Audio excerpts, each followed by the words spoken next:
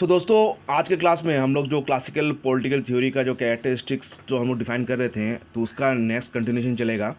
जो बाकी के जो पॉइंट्स थे, कैरेक्टरिस्टिक्स थे या फीचर्स थे, उसको हम लोग डिस्कस करेंगे यहाँ पे।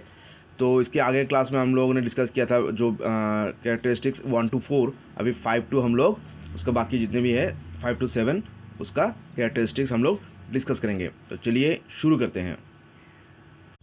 Classical political theory laid stress on comparative studies for supplying a more comprehensive explanation of political phenomena and a wider range of alternatives. देखिए, क्लासिकल जो पॉलिटिकल थ्योरी है वो क्या करता है, कंपैरेटिव स्टडीज़ करता है। कंपैरेटिव स्टडीज़ मतलब जो विभिन्न प्रकार की जितनी भी स्टडीज़ है उनमें कंपैरिजन करता है, और कंपैरिजन करके क्या होता है, कॉम्प्रिहेंसिव एक पूरा एक साझा एक एक्सप्लेनेशन निकाल के लाता है कोई भी पॉलिटिकल फेनोमेना का, और उसका जो भी फेनोमेना है उसका क्या अल्टरनेटिव फेनोमेना हो सकता है, तो उसको भी वो निकाल के लाता है, लोगों के सामने वो दिखाता है। तो that was the reason that classical political theory developed a classification of political forms. इसी वजह से जो क्लासिकल पॉलिटिकल थ्योरी है उसने विभिन्न प्रकार का जो पॉलिटिकल फॉर्म्स है उसको निकाल के लाया, जैसे कि मोनार्की हो गया, एरिस्टोक्रेसी हो गया, डेमोक्रेसी, और डेमोक्रेसी के जितने वेरिएंट्स है, इस तरह का वो इस क्लासिफिकेशन कर दिया उसने। क्या किया, जो पॉलिटिकल फॉर्म्स है, जो शासन व्यवस्था की प्रणाली है, उसमें भी उसने वेरिएशन लाया,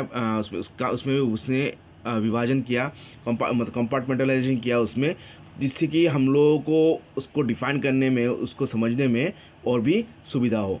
and set of concept as law, और उसके साथ साथ कुछ कॉन्सेप्ट्स लेके आया है, जैसे कि लॉ हो गया, न्याय क्या है, नागरिकता क्या है, सिटीजनशिप क्या है, फिर जस्टिस क्या है, जस्टिस भी आपका जो न्याय है, फिर लॉ हो गया कानून, and participation so as to explain differences and similarity, और उसमें जो भी पार्टिसिपेट करता है उसको डिफाइन करता है। और इन सभी चीज़ों में जैसे कि मोनार्की, एरिस्टोक्रेसी, डेमोक्रेसी और उसका वेरिएंट हो गया, और लॉ, सिटी, जस्टिस, इस सब जो भी कॉन्सेप्ट्स है उसमें डिफरेंसेस क्या है और उनमें सिमिलरिटीज़ क्या है, उनमें मतलब उनमें असमानता क्या है और समानता क्या है, ये दोनों को वो लोगों के सामने लेके आता है, जिससे कि हमें कोई भी पॉलिटिकल फेनोमेना को या कोई कॉन्सेप्ट को समझने में और भी सुविधा हो।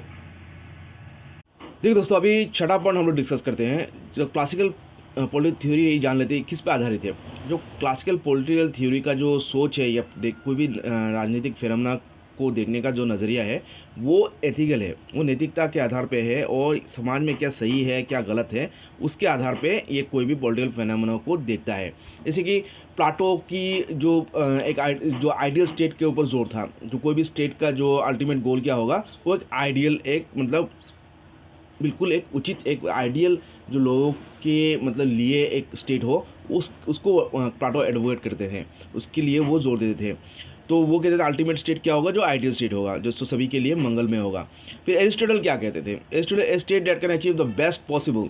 एक स्टेट जो कि अपने सभी के लिए सबसे बेस्ट जो पॉसिबल चीज़ है उसकी आशा या परिकल्पना कर सकता है, वही आइडियल स्टेट है। और इसमें इसके साथ साथ सेंट ऑगस्टिन क्या कहते थे, सेंट ऑगस्टिन कहते थे आइडियल स्टेट क्या है, सिटी ऑफ गॉड, ईश्वर द्वारा चलाया गया जो सिटी है, जो स्टेट है, उसी को आइडियल स्टेट कहा जाता है। तो इसी से मिलता जुलता पर्सपेक्टिव भी है क्लासिकल पॉलिटिकल थ्योरिस्ट का। Classical political theory undertook to appraise the various constitution forms, और जितने भी कॉन्स्टिट्यूशन फॉर्म्स है, मोनार्की, डेमोक्रेसी, एरिस्टोक्रेसी, सो ये सभी जो जितने भी कॉन्स्टिट्यूशन फॉर्म्स है वो सभी को वो मतलब उसमें लिख लेता है, उसको समझता है, उसको जानता है, to determine the form most suitable for particular set of circum, और उसको सब स्टडी करके एक पर्टिकुलर सर्कमस्टेंस में, पर्टिकुलर राज्य में, पर्टिकुलर सिचुएशन में कौन सा फॉर्म ऑफ गवर्नमेंट सबसे अच्छा होगा उन लोगों के लिए, लोगों के हित में, तो उसको वो सुझाव करता है, उसको वो सजेस्ट करता है। ये सभी चीज़ को आकलन में लेके, सभी पर्टिकुलर वर्तमान में वो स्टेट में क्या चल रहा है, कैसे क्या हो रहा है,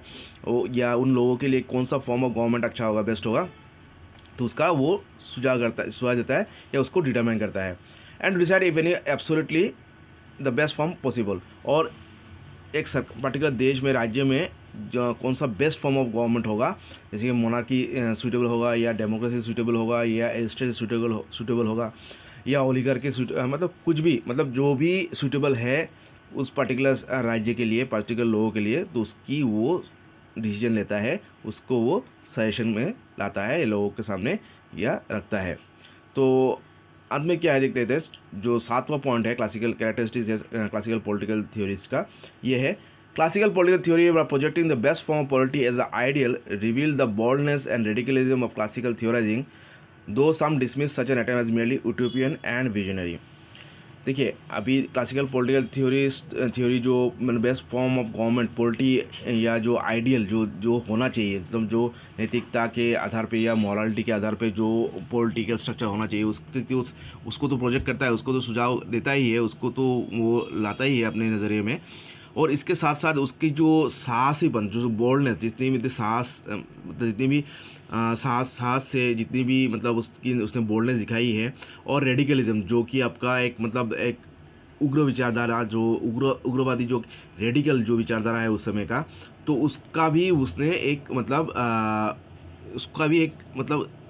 उसमें एक ये आता है नज़रिया आता है जिसको एक क्लासिकल